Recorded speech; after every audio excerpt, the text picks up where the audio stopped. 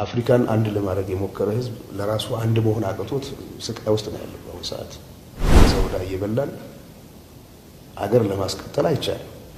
የሚያሳዝን ትውልድ ነው። የዛ ትውልድ አካል ስለሆንን ነው በዚህ አይነት ጉዳይ ላይ እንድናተኮር ግድ የሆነው።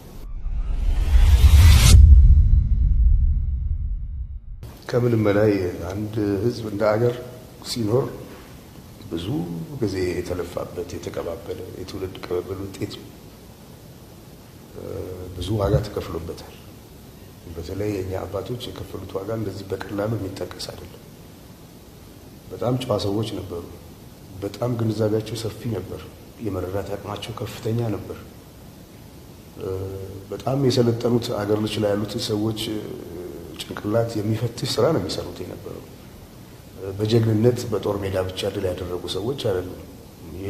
የመንግስታቱ ማህበር ጉባኤ የፈተኑ በሀቅ የቆሙ በወረቀት ላይ የተፈረመውን ነገር ለማስፈጸም የጸኑ ጨዋ ሰዎች ነበሩ።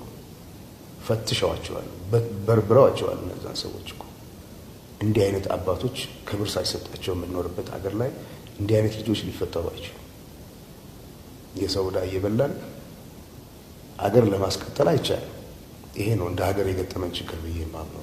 ወጣቶች ወዴት እንደሚሄዱ የሚያሳይ ደግሞ ያለፈው ክፍል እነሱ ላይ ያተኮረ አካሄድ የለውም እና መጀመሪያ ሀገር ማዳን ነው ቅድሚያ የሚሰጠው ነገር። ሁሉ ነገር ቅደም ተከተል አለው።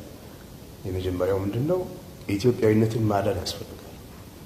ኢትዮጵያዊነት ካልዳነ ማንም የሚኖርበት ሀገር አይፈጠርም እዚህ ቦታ ላይ። ስለዚህ ኢኮኖሚያዊ ለውጥ ሊመጣ የሚያስፈልገው ነገር ለማድረግም ህዝብ መተባበር አለበት።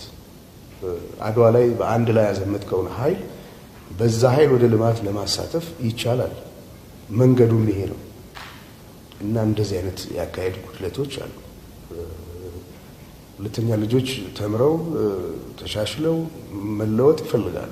ወጣቶች መንገድ የሚያሳያቸው ይፈልጋሉ እና የሚያሳዝን ትውልድ ነው። የዛ ትውልድ አካል ስለሆንን ነው በዚህ አይነት ጉዳይ ላይ እንድናተኮር ግድ የሆነው እና ለወደፊቱ ለሀገር የምመኘው ኢትዮጵያ ልጆቿ የተባበሩባት ሀገር፣ ለሀገር የለፉ ሰዎች የሚከበሩበት ሀገር፣ ለሀገር የለፉ ሰዎች ሲከበሩ ለሀገር የሚያስከብር ስራ የሚሰሩ ልጆች መፈጠር ይችላሉ። ከምንም በላይ ግጭቶችን አስወግደን በይቅርታና በምህረት በፍቅር በአንድነት ይሄንን መሰረት ያለው ህዝብ